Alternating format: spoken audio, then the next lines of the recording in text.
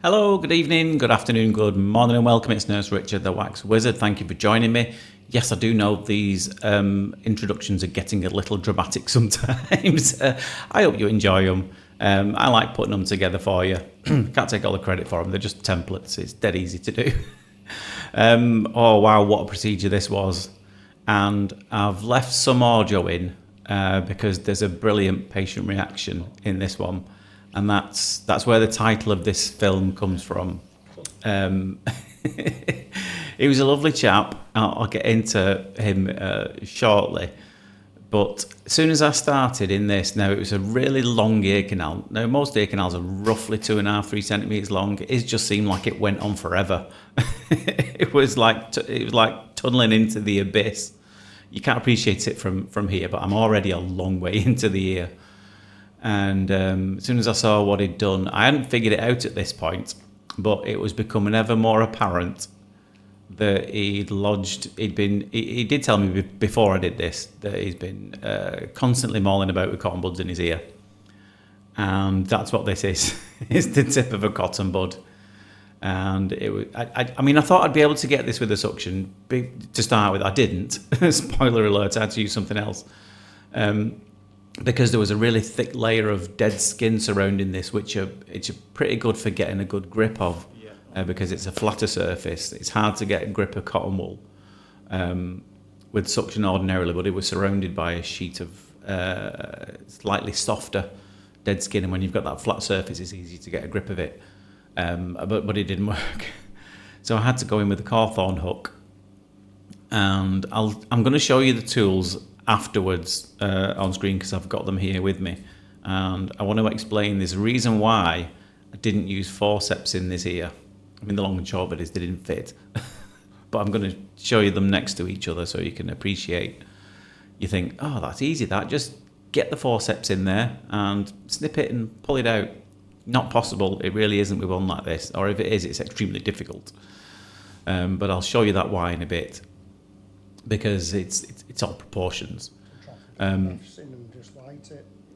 So I'm going in, and it's a long way down. I can't begin to tell you how long this chap's ear was. You might appreciate it. There might be some clips where you're seeing me come with the camera from the outside of his ear, all the way down. But when you can see a lot of the handle of tools, then you know you're a long way down. And I couldn't really get any closer than this with the camera because you can't fit them both in. You know, you're seeing an image here, but there's something that's got to create that image, and that's the camera, which is this. And if you sometimes you can't fit that and the tool you want to use in. I'm going to be quiet. Have a listen to this. There it goes. Oh, heaven. Nice and still.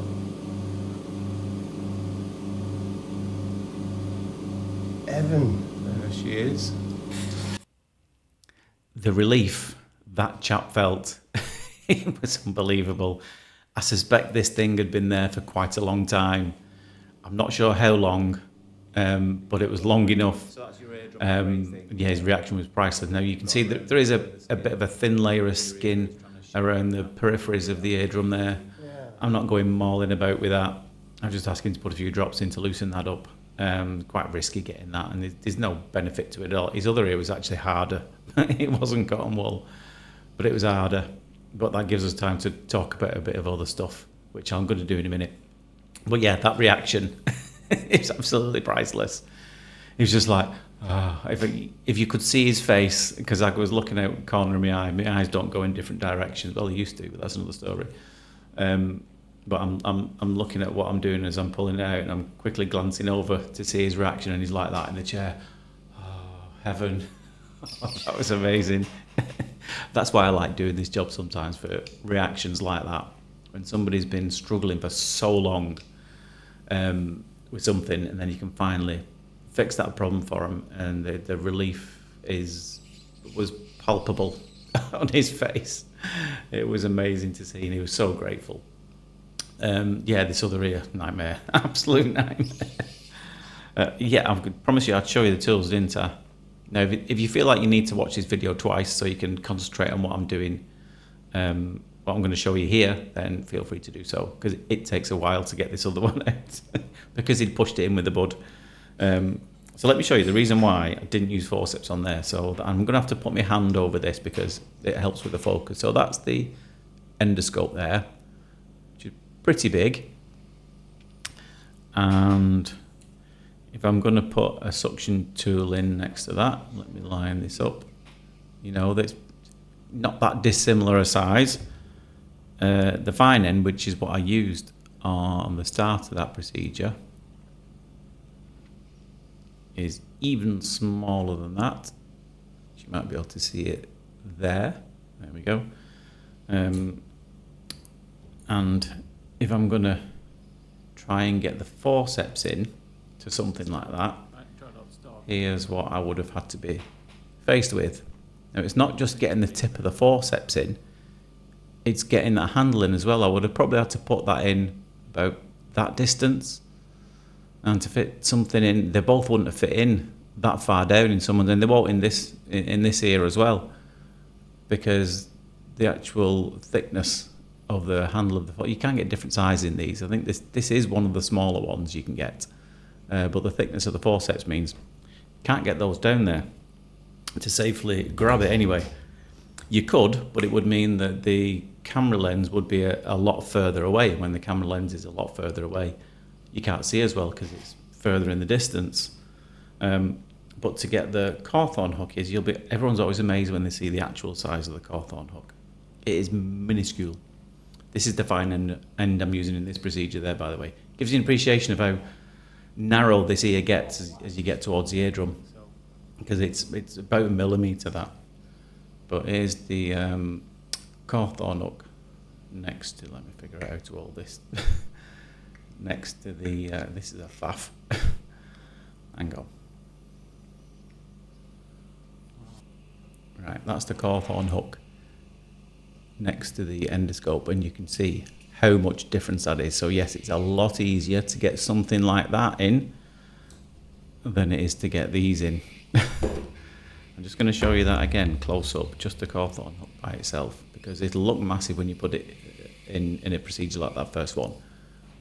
There's how big it actually is. It's extremely tiny, but it worked.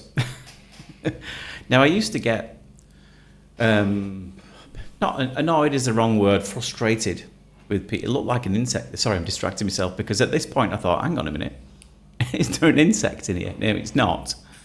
It's just the way it looked like that, I thought it was like two wings over a body, and I almost got a bit excited for a minute, but then realised now it's not. What was I talking about? Yeah, I used to get slightly frustrated. I still do sometimes with people who've done this, but the thing is, you've got to respect that not everybody knows that you shouldn't do this. Not everyone can picture the anatomy inside the ear if you're not a specialist.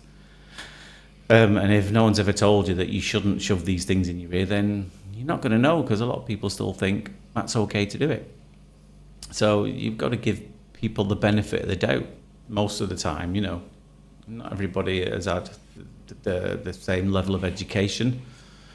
I'm not saying that's the issue here, but you have to give them the benefit of the doubt sometimes, that they don't realise that putting that in your ear can result in this. You know, everybody's different and has different ways of learning and knowing things. You know, if we were all the same, life would be very dull indeed if we were all the same. So I've always celebrated everybody's differences, you know.